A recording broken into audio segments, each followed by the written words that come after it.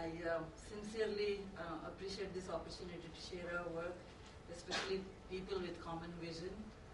And as I was leaving, when I told someone that I was coming to Manthan Award as a finalist, someone asked me, what makes your story interesting for others to listen? And it really got me to thinking in a focused way. I would say it's a rather simple story. In 1997, when we set up this non-government, non-profit organization to build a support system for children that go to government school, we didn't know where to begin, so our first program was a midday meal program that we started out with. But that was one of the best programs we had done because it built connections for us with the community. And we really understood the problems at the grassroots level that went beyond nutrition, which was about education, and how in the rural sector especially, they just couldn't find teachers, qualified teachers, especially to teach core subjects like science, math, and English.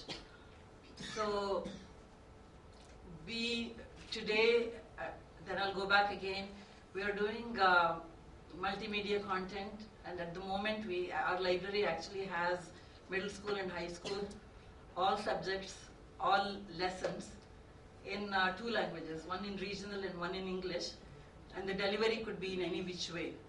It's in other content systems and other people that are trying to do that, NGOs that need content, and at the moment it's also distance education. We have partnered with Cisco. The story is, the reason we were able to do this as a non-profit 5 years into it was when we were doing technology-aided teaching about 10 years back, we had just about all of our money went into this content, because otherwise how do you connect with the students? And it was all licensed. And when the license ended, we couldn't do a second school. So we actually thought at that day that we should start developing our own content. So like I would say, if I could say it in one sentence, breaking out of the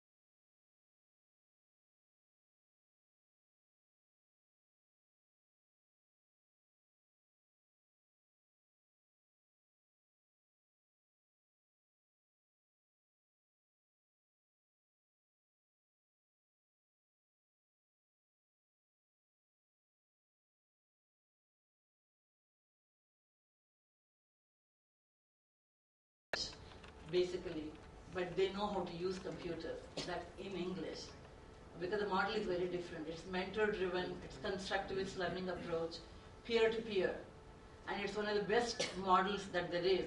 It's difficult to scale it, but it's it's an amazing model. They're creating a whole lot of flash and video content, community-based projects, create with purpose, basically, and then they go share it with other platforms about, it could be a water problem, it could be landowners, land taken away from the urbanization. There are some fantastic videos that have won prizes, by the way. So this is, and then many of them have gone to college.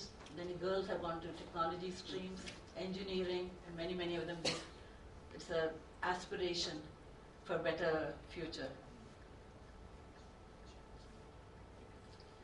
So like I said, the early programs faced challenge for us because it just was not a scalable program. We could never take up, we knew so much about how ICT can be absorbed or rejected at the grassroots level, but we just couldn't afford to take up another school. And of course, the lesson learned is this, everyone knows, the more remote the schools are, it's greatly affected, the quality of education is. So basically, we thought we should start making our own content. It was like a crazy idea to many people, but a bunch of about 25 people together, and then another 20 resource people. Like I said, we have been able to put together this library. It was very important to us that it was relevant to context and curricula because this is a during school intervention. It's not just an after school intervention because this is totally from the after school program.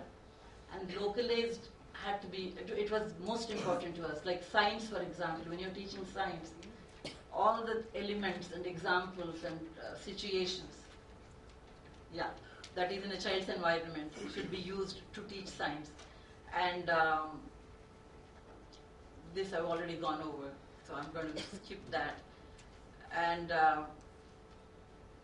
this is one of our experiments where when we were doing DVD libraries, it would go out as DVDs that can be played in televisions, where the children would borrow, take it home, and then the content was as easily navigatable as it was on a mouse. Microsoft research interns helped us to get that model going. This is the e-Pathshale with the Cisco partnership for inclusive growth. We've been doing live 8-hour class on distance education using our own content. At the moment, this is the reach. We would definitely like to increase this reach by letting more people know that we are there. And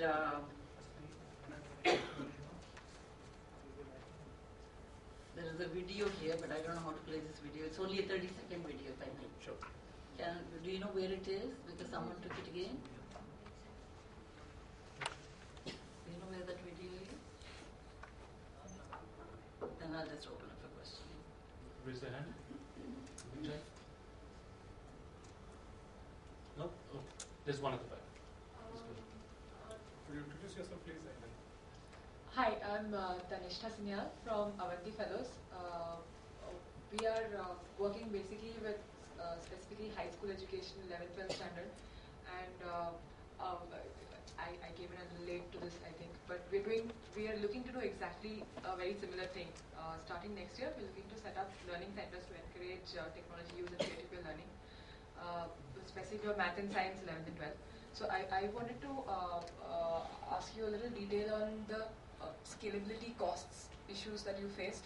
Where did you face high costs when you look to expand your... When we were setting up the DVD libraries, we would literally pick up these used computers, set up we had a lab and we would fix these computers and we would go in our old Maruti van and to each school and set up these libraries.